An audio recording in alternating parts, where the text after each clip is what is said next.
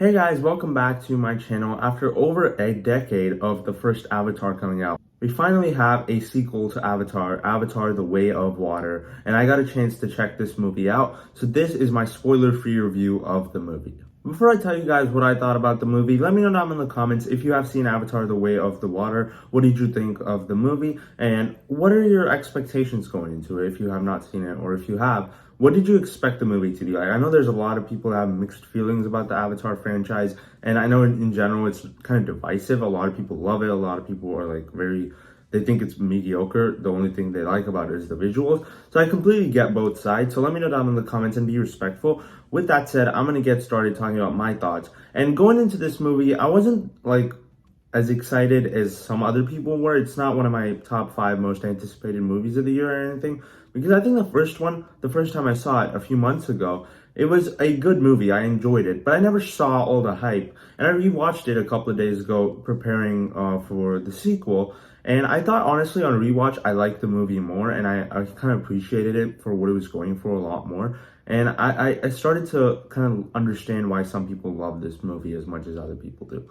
So going into Avatar The Way of Water, I was very excited. Like, because I rewatched the first one and I liked it more than I did initially, I was very excited to see what this was going to be like and see how even this one has just amazing visuals and how James Cameron was able to use the technology to take the movie to the next level. So as the movie got closer to its release date, my excitement for it kept going up. It still wasn't one of my most anticipated movies of the year, but I was very excited, and I was really hoping that it would deliver on all the hype, because I know there's a lot of people out there that are gonna just go crazy over this movie. So with all that being said, what did I think of it?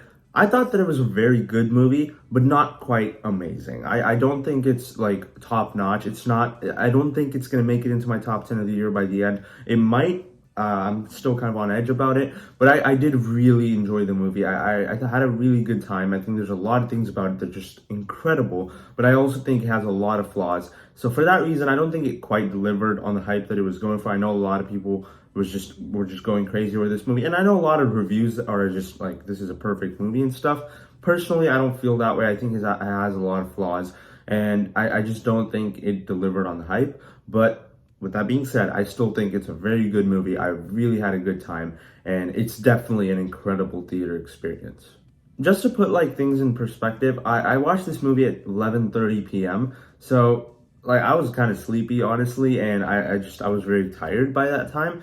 So the 3 hour, 10-minute runtime was kind of long in that sense. I don't think like the movie really felt that long. But I feel like in the second act, the movie did kind of drag a little bit, which I'll talk about in more detail.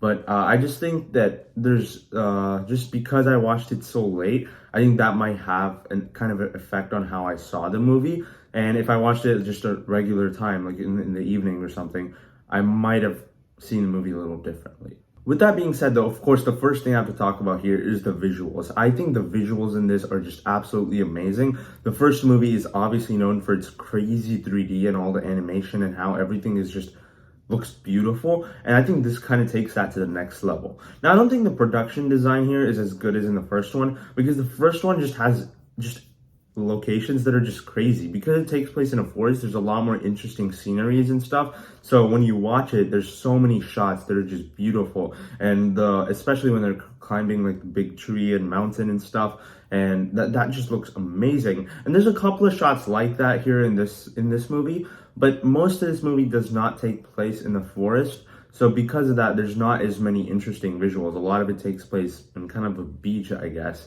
And because of that, there's nothing really as visually appealing as far as production design goes. But I love the cinematography. I think the color grading, all of that is great. And the visual effects are incredible. And just from beginning to end, the movie just found a way to make everything so immersive and make you feel like you're actually in this world with these characters. I watched it in 3D, and I do think the 3D is really good. It is one of the best 3D movies I've seen. I think 3D in general is not, like, I don't think it really affects the movie experience. In this case, I still don't think it does. I think if you watch this in 3D or 2D, you're still gonna have just as of a good time in 2D as you would in a 3D. because the 3D doesn't really affect the movie too much. I don't think, at least. Because I watched it in 3D, and I think the only scenes where the 3D was like very on the nose and you could see everything, like it felt like it was actually in the theater, was I think the scenes where it was raining, because it actually felt like it looked like it was raining in the theater and you were just watching the movie behind there, which I thought was really cool. And there's a couple of shots here and there where the 3D was very like obvious. It's like it looked very cool. But for the most part, a lot of the movie did not have 3D where it's like I was going crazy over it. I think there's a lot of shots here and there that were really good.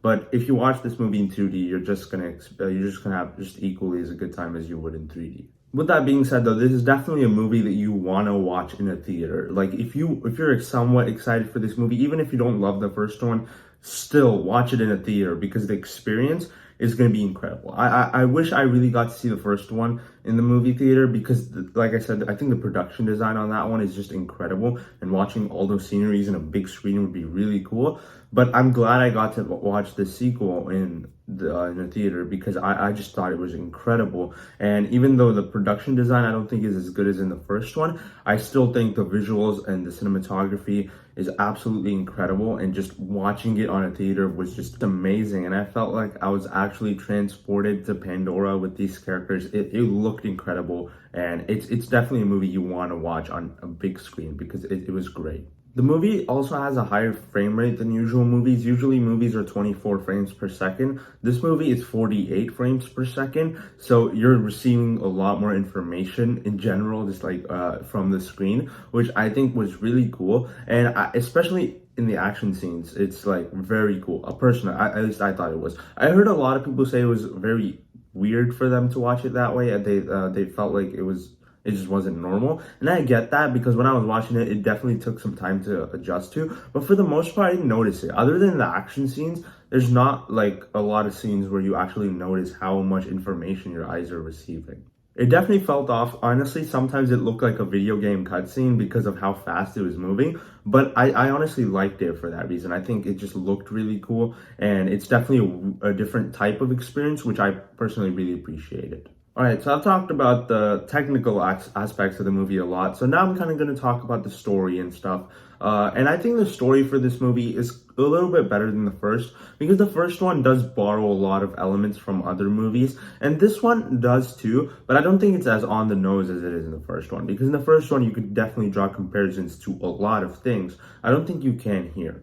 Now, I think the structure is very similar to the first, where like the first half of the movie is just the characters kind of adapting to whatever's going on, and like in the second act, near the end of the second act, something very big happens, and then that leads to the third act where everything just leads to an incredible moment and just a great final battle. So I think in that way, on a structural level, it's very similar, but I don't think that the story is as similar as the structure is, because I understand why the structure is similar. They're kind of following the same pattern, but I think the story is a little bit better because we see our main characters all go to a different place on the same planet, and I just think it's very cool to see them adapt to all of that. And I think even the way all the characters played out was really good. The movie focuses on Jake Sully's and Natiri's kids more than it does on them, which I think at times was a problem because it just felt very repetitive. And I also think Jake Sully was way too overprotective at times because it felt like he got mad at the kids for no reason a couple of times, even though they had nothing to do with what was actually bad. So I wish that was, kind of dialed back. And there's also a lot of teenage angst stuff, like high school drama kind of stuff going on in this movie, which I don't think should have been there. But overall, honestly, I didn't mind it. I think I really liked some of the kids' characters, and by the end of it, it did really pay off really well. I really enjoyed it. But there's one kid that I found very annoying. I'm not going to go into spoilers, but there's a kid named Spider who is with our main characters, who was just throughout the whole movie very annoying. Every time he's on screen, I felt like I was watching a completely different movie, and I think he should have just been removed from the movie altogether. I think the only reason he's there is because they're trying to set him up for a sequel or something like that, which, it's fine. I don't think he ruined the movie or anything, but he's definitely the weakest aspect of the movie. Whenever he was on screen, he just felt really annoying, and he also switches sides so much. He's very inconsistent in the way he thinks, and even I don't think the actor that portrayed him did a great job. So I did find his character to be really weak, and from beginning to end, I felt like he was very annoying, and I hope that whenever we see him in the sequel, I hope he doesn't, feel the same way he did here, because in this movie, I just did not like him at all. Now, I think the rest of the kid characters, for the most part, I enjoyed them. I don't think they were bad. I do think that they could have been better in some ways, because some of them just did not get as much screen time or as much development as a couple of the other ones. But overall, I did really enjoy them. And by the end of it, I think all of them, I did fell in love with some of the characters. Now, Jake, Sully, and Natiri, they're not as on the forefront as before. I don't think they don't get as much screen time as in the first movie. Because in the first one, they're the main characters. In this one, it feels like the kids are more the main characters. But I still think both of them were awesome. And especially as you go into the final battle and the action scenes, both of them just get some incredible moments. And just, I think the final battle in general is just an awesome payoff thing, because throughout the first two acts, you see these villains build up that are just horrible people. You want to see them die. And when you get to the third act, it's just so satisfying to see everything play out. So I really enjoyed that about this film. I also think the action here is incredible. James Cameron found a way to shoot everything really well, use the frames per second in 3D and just the beautiful cinematography to his advantage, and just put it all together to form just an amazing final battle. And I think the last hour of this movie is some of the best stuff I've seen all year. It's absolutely incredible. Not just all year, honestly, some of the best stuff I've seen in a very long time. And the final battle here is just incredible, and it was really satisfying to watch. Now, I like the fact that this movie is more personal than the first one, because it doesn't go bigger, it doesn't go more epic than the first one does, but it has better action scenes. It has more personal stakes, and that's what I like about it. I think because it decided to tone back a little bit, it was able to deliver on a more satisfying third act. Even though the first one is grander, it's bigger in scale, I think the third act here is just an overall better third act, and the third act here is just insane. I think the final battle here is absolutely incredible, just top-notch action, and like it's some of the best stuff you're gonna see in a theater in a very long time. So go check this out. Now, my final thing I'm going to talk about with this movie is I think the second act of the movie, the middle, kind of dragged. I think there's moments where there's some stuff that got too much screen time, which I found very boring. And this is something I don't say lightly. I almost fell asleep watching the second act of the movie. I almost did. And I found that weird, because I've never fallen asleep watching a movie, at least after I grew up. I always my attention is fully on the movie, and I tried to do that here, but I almost fell asleep during the second act, because it was late at night. Maybe that has something to do with it. That might have affected my experience with the film, which is probably why I almost fell asleep.